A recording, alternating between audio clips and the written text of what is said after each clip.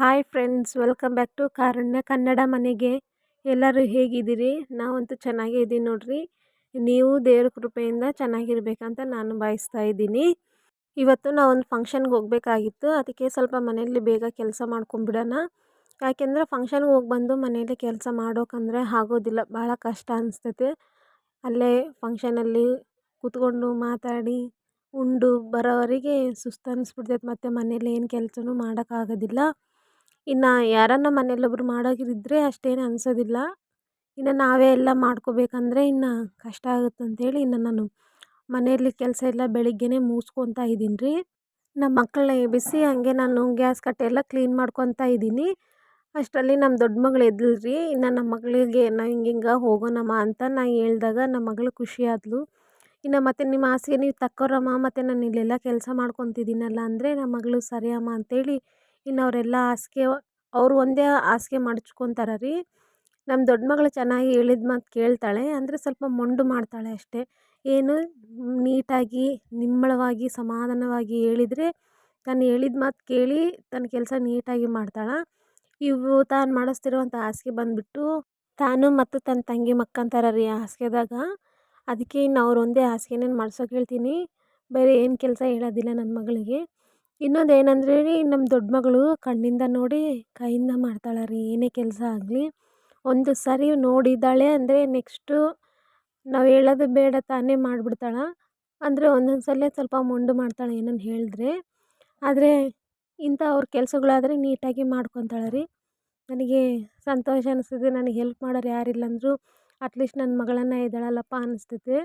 ಒಬ್ಬೊಬ್ಬರ ಮನ್ಯಾಗ ತಂದೆ ತಾಯಿ ಹೇಳಿದ ಮಾತು ಮಕ್ಕಳು ಕೇಳೋದೇ ಇಲ್ಲ.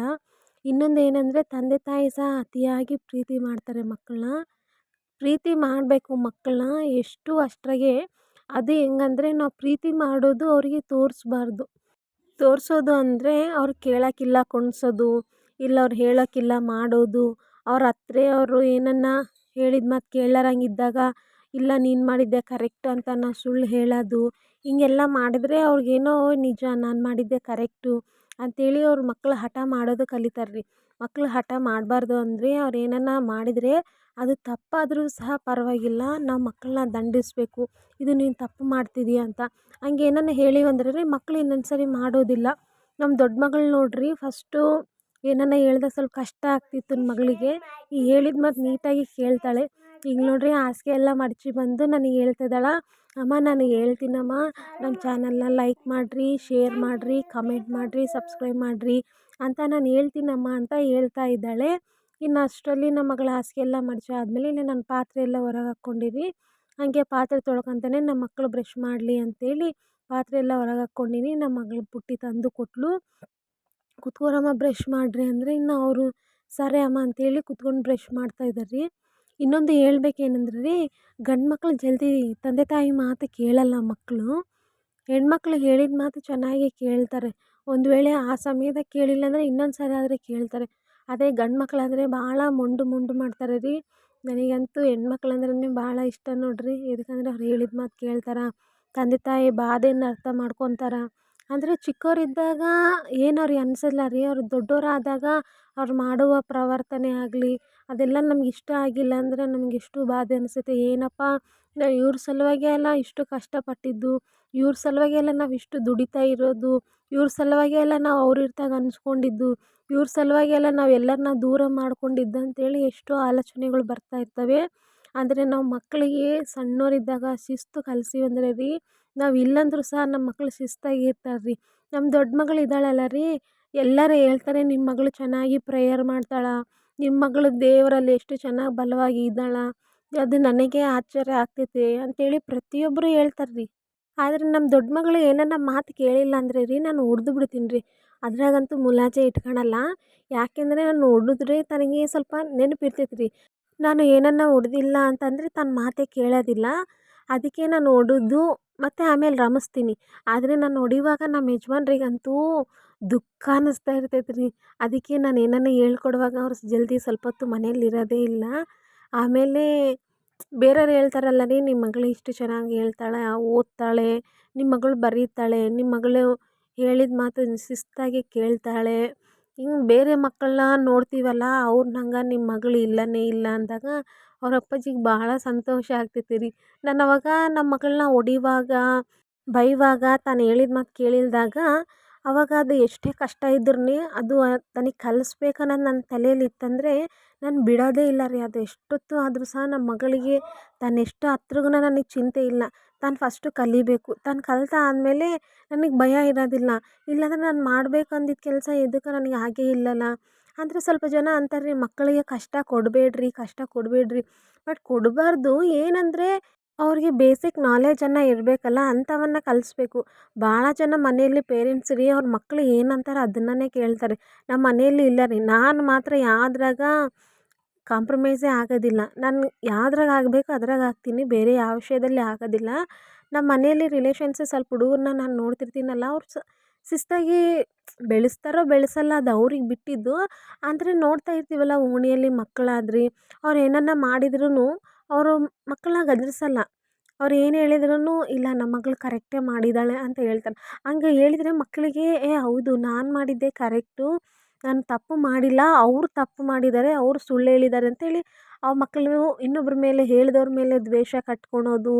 ಇಲ್ಲ ಇವ್ರು ಮನೇಲಿ ಸುಳ್ಳು ಹೇಳ್ತಾರಲ್ಲ, ಹೌದು ನಮ್ಮ ಅಪ್ಪ ಅಮ್ಮ ನಮಗೆ ಕರೆಕ್ಟೇ ಹೇಳ್ತಾರೆ ಅಂತ ಹೇಳ್ಕೊತಾರೆ ರೀ. ನಮ್ಮ ಮಕ್ಕಳಿಗೆ ಏನು ಬುನಾದಿ ಹಾಕ್ತೀವಿ ರೀ ಅದನ್ನೇ ನಮ್ಮ ಮಕ್ಕಳು ಕಲಿಯೋರಾಗಿದ್ದಾರೆ ರೀ. ನಾವೇನು ಒಳ್ಳೇದು ಬುನಾದಿ ಹಾಕ್ತೀವಿ ಅದೇ ಅವ್ರಿಗೆ ಮುಂದೆ ಸ್ಟ್ರಾಂಗ್ ಆಗಿರ್ತೈತಿ. ನಾವೇನನ್ನ ಮಕ್ಕಳಿಗೆ ಸುಳ್ಳು ಹೇಳಿ ಇಲ್ಲ ನೀನು ಮಾಡಿದ್ದು ಕರೆಕ್ಟು ಅಂತೇಳಿ ನಮ್ಮ ಮಕ್ಕಳಿಗೆ ನಾವೇನನ್ನ ಸುಳ್ಳು ಹೇಳೋದು ಅಥವಾ ನಾವು ಅವ್ರು ಮಾಡಿದ ತಪ್ಪನ್ನು ಸಹ ಇಲ್ಲ ನೀನು ಮಾಡಿದ್ದು ಕರೆಕ್ಟ್ ಅಂದರೆ ಅವ್ರ ಮುಂದಿನ ಭವಿಷ್ಯತ್ತಿಗೆ ನಾವೇ ಅವ್ರ ದಾರಿಗೆ ಮುಳ್ಳು ಹಾಕ್ದಂಗೆ ಆಗುತ್ತೆ ರೀ. ನಾವು ಯಾವತ್ತಿಗೂ ಹಂಗೆ ಮಾಡಬಾರ್ದು. ನಮ್ಮ ಮಕ್ಕಳ ಶಿಸ್ತಾಗಿ ಬೆಳೆಸ್ಬೇಕು. ಪರವಾಗಿಲ್ಲ ಕಷ್ಟ ಆದರೂ ಪರವಾಗಿಲ್ಲ, ನೋಡೋ ಜನ ನೋಡಿ ನಗಲಿ ನಕ್ರಿ, ಅದಕ್ಕೇನು ಅವರೆಲ್ಲ ಕಾಣ್ತಾವ, ನಮ್ಮದೇನು ಕಾಣೋದಿಲ್ಲ. ಏನು ಮುಂದಿನ ದಿನಗಳಲ್ಲಿ ನಮ್ಮ ಮಕ್ಕಳು ತಪ್ಪು ಯಾವುದು ಸರಿ ಯಾವುದಂತ ಅರಿತು ಅವ್ರು ಮುಂದೆ ಹೋಗುವಾಗ ನಮಗೆ ಎಷ್ಟು ಸಂತೋಷ ಆಗ್ತೈತಿ ರೀ. ಆ ದಿನಗಳಲ್ಲಿ ನೋಡಿರಿ ಯಾವ ತಂದೆ ತಾಯಿಗಳು ತಪ್ಪು ಮಾಡಿದ ಮಕ್ಕಳು ಇಲ್ಲ ಅದು ಕರೆಕ್ಟು ಅಂತ ಹೇಳ್ತಾರೆ ನೋಡಿರಿ, ಅಂಥ ಟೈಮ್ದಲ್ಲಿ ಅವ್ರ ಮಕ್ಕಳು ಬಿದ್ದೋಗುವಾಗ ಅವ್ರಿಗೆ ಎಷ್ಟು ಬಾಧೆ ಅನ್ನಿಸ್ತೈತೆ. ಆ ಬಾಧೆ ಯಾವತ್ತೂ ನಾವು ಬೀಳಬಾರ್ದು ಅಂಥೇಳಿ ನಾವು ಇವಾಗೇ ನಮ್ಮ ಮಕ್ಕಳನ್ನ ಸರಿಯಾದ ಮಾರ್ಗದಲ್ಲಿ ನಡೆಸಬೇಕು. ಬಟ್ ನೋಡೋರು ಹೇಳೋರು ನೀನು ಎಷ್ಟು ಕಷ್ಟ ಕೊಡ್ತೀವಿ ಮಕ್ಕಳಿಗೆ, ಬೇರೆಯವ್ರದ್ದು ತಲೆ ಕೆಡಿಸ್ಕೋಬಾರ್ದು. ಇನ್ನೊಂದು ಏನಂದರೆ ಬೇರೆಯವ್ರು ನಿಮ್ಮ ಮಕ್ಳು ಹಿಂಗೆ ಮಾಡಿದ್ದಾರೆ ಅಂದಾಗ ನಾವೇನೋ ರೆಸ್ಪಾಂಡ್ ಮಾಡಬಾರ್ದು, ಸುಮ್ಮನೆ ಇರಬೇಕು. ಮನೆಗೆ ಬಂದಾಗ ನಮ್ಮ ಮಕ್ಕಳನ್ನ ಕೇಳಬೇಕು ಏನಾಯಿತು ಹೇಗಿಲ್ಲ ಅಂತ. ಒಂದು ವೇಳೆ ನಮ್ಮ ಮಗಳು ಇಲ್ಲಮ್ಮ ನಂದು ತಪ್ಪಿಲ್ಲ ಅಂದಾಗೂ ನಾವು ಹೇಳ್ಕೊಡ್ಬೇಕು, ಆಯ್ತಮ್ಮ ನಿಂದು ತಪ್ಪಿಲ್ಲ ನಿಜಾನೇ, ಆದರೆ ಇನ್ನೊಂದು ಸರಿ ನೀನು ಹಿಂಗೆ ಮಾಡಬೇಡ. ಇಲ್ಲ ಅವ್ರು ಪದೇ ಪದೇ ನಿನಗೆ ಏನನ್ನ ಹೀಗೆ ಮಾಡ್ತಾ ಇದ್ದಾರೆ ಅಂದರೆ ಅವ್ರ ಕಡೆ ನೀನು ಹೋಗಬೇಡ. ಹೋದ್ರೂ ಸಹ ನೀನು ಎಷ್ಟು ಅಷ್ಟೇ ಮಾತಾಡು, ಅಷ್ಟೇ ಹೊರತಾಗಿ ಅವ್ರ ಕಡೆ ಭಾಳ ಆಗಿ ಆಟ ಆಡೋದು, ಅವ್ರ ಕಡೆ ಜಗಳ ಮಾಡೋದು ಮಾಡಬೇಡ.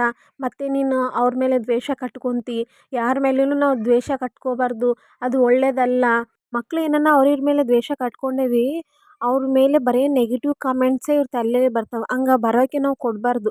ಅವ್ರ ಇಷ್ಟ ರೀ, ಬೇರೆಯವ್ರ ಮಕ್ಕಳು ನಮ್ಮ ಮನೆಗಂತೂ ಬರೋದಿಲ್ಲ. ಬಂದರೆ ಎಷ್ಟೊತ್ತಿರ್ತಾರೆ, ಸ್ವಲ್ಪ ಹೊತ್ತಿರ್ತಾರೆ, ಆಮೇಲೆ ಅವ್ರ ಮನೆಗಳಿಗೆ ಅವ್ರು ಹೋಗ್ತಾರೆ. ನಮ್ಮ ಮಕ್ಕಳು ಯಾವಾಗಲೂ ನಮ್ಮ ಜೊತೆ ಇರ್ತಾರೆ.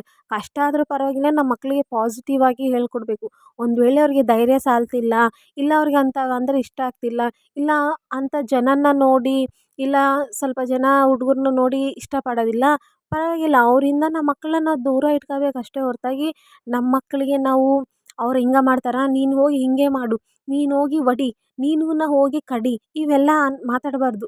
ಪರವಾಗಿಲ್ಲ ಅವ್ರು ಹೊಡ್ದಾರಲ್ಲ ಇನ್ನೊಂದು ಸರಿ ನೀನು ಹುಷಾರಾಗಿರಮ್ಮ, ಏನನ್ನ ಮಾಡಿದ್ರೆ ನೀನು ಹೋಗಿ ದೊಡ್ಡೋರಿಗೆ ಹೇಳು, ಎಲ್ಲ ಅವ್ರು ಏನು ಮಾಡಿದ್ದಾರೆ ಎಲ್ಲ ಹೇಳು ಅಂತೇಳಿ ನಮ್ಮ ಮಗಳಿಗೆ ಇದೇ ಹೇಳ್ಕೊಡ್ತೀನಿ ರೀ ನಾನಂತೂ. ಆದರೆ ಈಗ ನಮ್ಮ ಯಜಮಾನ್ರಿಗೆ ಅನ್ನಿಸ್ತೈತೆ ನಿಜ ನೀನು ಆ ದಿನ ನಮ್ಮ ಮಕ್ಕಳಿಗೆ ಏನು ಹೇಳಿಕೊಟ್ಟು, ಬಟ್ ಆ ದಿನಗಳಲ್ಲಿ ನನಗೆ ಕಷ್ಟವೇ ಅನ್ನಿಸ್ತು. ಆದರೆ ಶಿಸ್ತಲ್ಲಿ ಬೆಳೆಸಬೇಕು ಅಂದರೆ ಸ್ವಲ್ಪ ನೀನು ಭಾಳ ಸ್ಟ್ರಿಕ್ಟಾಗೇ ಇದೀಯ ಆ ವಿಷಯದಲ್ಲಿ. ಆದರೆ ಇವತ್ತು ಅನಿಸ್ತೈತೆ ನಮ್ಮ ಮಕ್ಕಳು ಆ ದಿನ ಪಟ್ಟಿಂಥ ಕಷ್ಟದಿಂದಲೇ ಇವತ್ತಿಷ್ಟು ಚೆನ್ನಾಗಿದಾರ. ನಿಜ ರೀ, ನಮ್ಮ ಮಕ್ಕಳ ವಿಷಯದಲ್ಲಿ ಪ್ರತಿಯೊಬ್ಬರು ಹೇಳ್ತಾರೆ ನೀವು ಭಾಳ ಶಿಸ್ತಾಗಿದ್ದಾರೆ ನಮ್ಮ ಮಕ್ಕಳು, ನೀವು ಹೆಂಗೆ ನೋಡ್ತೀರೇನೋ, ನೀವು ಹೆಂಗೆ ಹೇಳ್ಕೊಡ್ತೀರಿ ನಮಗೆ ಒಂದೂ ಗೊತ್ತಾಗಲ್ಲ ಅಂದಾಗ ನಾವು ಅದರಲ್ಲಿ ಮುಚ್ಚುಮರೆ ಇಲ್ದಂಗೆ ನಾವು ಹೇಳಿಕೊಡ್ತೀವಿ ರೀ. ಇಲ್ಲ ನಾವು ಹಿಂಗೆ ಮಾಡ್ತೀವಿ, ನಾವು ಅಲ್ಲಲ್ಲಿ ಹಿಂಗೆ ಇರ್ತೀವಿ, ನೀವು ಹಿಂಗೆ ಇರ್ರಿ ನಿಮ್ಮ ಮಕ್ಕಳು ಚೆನ್ನಾಗಿರ್ತಾರೆ. ಅಷ್ಟೇ ಹೊರತಾಗಿ ಮಂದಿ ಹೇಳ್ಯಾರಂತ ನೀವು ಮಕ್ಕಳನ್ನ ಹೊಡಿಬಾರ್ದು. ಮಂದಿ ಹೇಳಿದಾರಂತ ಮಕ್ಕಳನ್ನ ಅವ್ರ ಮುಂದೆನೇ ಹೊಡೆದ್ರೆ ಬೈದರೆ ಅವ್ರಿಗೆ ನಮ್ಮ ಅಪ್ಪಾಜಿ ನನ್ನ ಹೀನವಾಗಿ ಮಾಡಿಬಿಟ್ರಲ್ಲ, ಕೀಳಾಗಿ ಮಾಡಿಬಿಟ್ರಲ್ಲ ಅವ್ರ ಮುಂದೆ.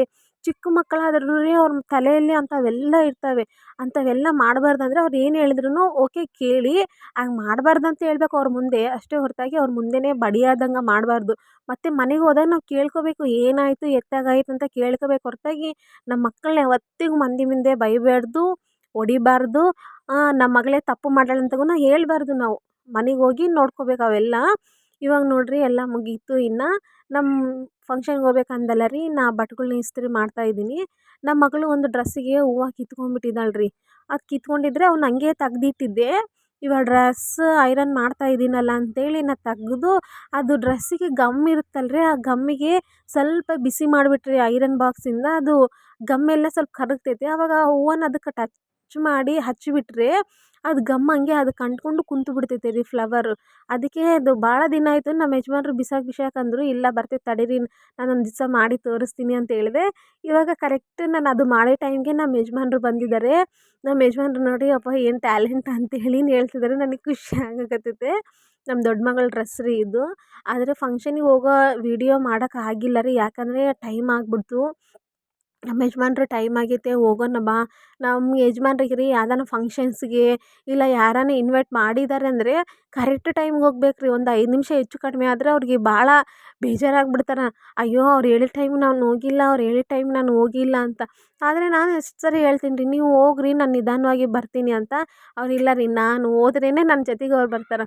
ನಾನೇನು ಈಗ ಸನ್ಯಾಸಿ ಅಲ್ಲ, ನನಗೀಗ ಕುಟುಂಬ ಐತೆ.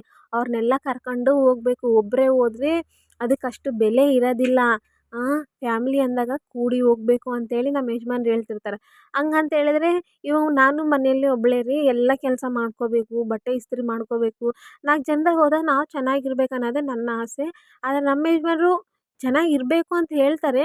ಆದರೆ ಅವ್ರಿಗೆ ಎಲ್ಲ ಕರೆಕ್ಟ್ ಟೈಮ್ಗೆ ಆಗ್ಬೇಕಂತಾರೆ. ಅದೇ ಸ್ವಲ್ಪ ಕಷ್ಟ ನನಗೆ ಅಷ್ಟೇ ಹೊರತಾಗಿ ಇನ್ನು ಮನೆಯಲ್ಲಿ ಪ್ರತಿಯೊಂದು ಕೆಲಸನೂ ನೀಟಾಗಿ ಮಾಡ್ಕೊಂಡು ಹೋಗ್ತೀನಿ. ಇಂಥ ಫಂಕ್ಷನ್ಸ್ ಟೈಮಲ್ಲಿ ಬಂದಾಗಂತೂ ಹೆಣ್ಮಕ್ಳದ್ದು ಎಲ್ಲರದ್ದು ಗೊತ್ತೇ ಐತಲ್ರಿ. ಹೆಣ್ಮಕ್ಳು ಎಲ್ಲರನ್ನ ರೆಡಿ ಮಾಡ್ತಾರೆ. ಲಾಸ್ಟಿಗೆ ಅವ್ರಿಗೆ ರೆಡಿ ಆಗೋ ಟೈಮಲ್ಲಿ ಅವ್ರಿಗೆ ಸುಸ್ತಾಗ್ಬಿಡ್ತೈತೆ. ಇನ್ನು ಅದು ಹೇಳಿದ್ರೆ ಮನೆಯಲ್ಲಿ ಕೇಳೋದೇ ಇಲ್ಲ. ಹೌದು ಬಿಡು, ನೀವು ಹೇಳಿದ್ದೇ ನಿಜ. ಅವ್ರು ಆಯ್ತು ರೆಡಿ ಆಗಿ ನಿಂತು ಬಿಡ್ತಾರೆ. ಆಯಿತಾ ರೆಡಿ ಆದರೆ, ಆಯಿತಾ ರೆಡಿ ಆದರೆ, ಬರೀ ಇದೇ ಕೇಳ್ತಿರ್ತಾರೆ. ಇನ್ನು ಅವ್ರು ಹೇಳೋ ಮಾತು ಕೇಳೋ ಮಾತು ನೋಡಿ ಬೇಡಲ್ರಪ್ಪ, ನಾ ಯಾವ ಸೀರೆ ಬೇಡ ಯಾವ್ದು ಬೇಡ, ಸುಮ್ಮನೆ ಡ್ರೆಸ್ ಹಾಕ್ಕೊಂಡು ಬರೋದು ಚೆನ್ನಾಗಿ ಅಂದಾಗ ಮತ್ತೆ ಇಲ್ಲ ಅವಳು ರೆಡಿ ಆಗಿ ಅಂತ ಹೇಳ್ತಾರೆ. ಅವರೆಲ್ಲ ಗಂಡು ಮಕ್ಕಳೇ ಮಾತಾಡ್ತಾರೆ ರೀ. ಇನ್ನೇನು ಮಾಡೋಕ್ಕೂ ಎಲ್ಲದಕ್ಕೂ ನಿಮ್ಮಳಿಂದ ಸಹಿಸ್ಕೊಂಡು ಹೋಗ್ಲೇಬೇಕು ಹೆಣ್ಮಕ್ಳು. ಬಟ್ಟೆ ಎಲ್ಲ ಇಸ್ತ್ರಿ ಮಾಡೋದು ಮುಗೀತು ರೀ. ಉಪ್ಮಾ ಮಾಡಿದ್ದೆ ರೀ ಟಿಫಿನ್ನಿಗೆ. ಇನ್ನು ನಮ್ಮ ಯಜಮಾನ್ರು ಉಪ್ಪಿಟ್ಟು ಸ್ವಲ್ಪ ಇಷ್ಟದಿಂದ ಉಣ್ತಾರೆ. ಇನ್ನು ಹಂಗಂತೇಳಿ ಅದನ್ನೇ ಮಾಡಿದೆ. ಇನ್ನೆಲ್ಲರೂ ಅದನ್ನೇ ಉಂಡು ಇನ್ನು ಮಕ್ಕಳಿಗೆಲ್ಲ ಸ್ನಾನ ಮಾಡಿಸಿ ನಮ್ಮ ಯಜಮಾನ್ರು ರೆಡಿ ಮಾಡಿಸಿದ್ರು. ಇನ್ನು ನಾವು ಎಲ್ಲ ರೆಡಿಯಾಗಿ ಹೋದಿವಿ ರೀ. ನಾವು ಹೋಗಿ ಬರೋಷ್ಟರಲ್ಲಿ ಟೈಮ್ ಭಾಳ ಆಗಿಬಿಟ್ಟಿತ್ತು. ನಮ್ಮ ಯಜಮಾನ್ರಿಗಂತೂ ಬೇಜಾರಾಗ್ಬಿಟ್ಟೈತೆ, ಲೇಟಾಗಿ ಹೋಗ್ಬಿಟ್ಟಿವಿ ನಾವು ಫಂಕ್ಷನಿಗೆ, ಲೇಟಾಗಿ ಹೋಗ್ಬಿಟ್ಟಿದ್ದೀವಿ ಅಂತ. ಏನು ಮಾಡೋಕ್ಕಾಗಲ್ಲ, ಚಿಕ್ಕ ಮಕ್ಕಳಿದ್ದಾಗ. ನಾನು ಮಾಡಿರುವಂಥ ವಿಡಿಯೋ ನಿಮಗೆ ಇಷ್ಟವಾಗಿದ್ದರೆ ಪ್ಲೀಸ್ ಲೈಕ್ ಮಾಡಿರಿ, ಶೇರ್ ಮಾಡಿರಿ, ಸಬ್ಸ್ಕ್ರೈಬ್ ಮಾಡಿರಿ. ಪಕ್ಕದಲ್ಲಿರುವಂಥ ಬೆಲ್ ಐಕಾನನ್ನು ಕ್ಲಿಕ್ ಮಾಡಿರಿ. ಕಮೆಂಟ್ ಮಾಡಿರಿ ನನ್ನ ವೀಡಿಯೋಸ್ ಹೇಗಿದ್ದಾವೆ ಅಂತ. Thank you.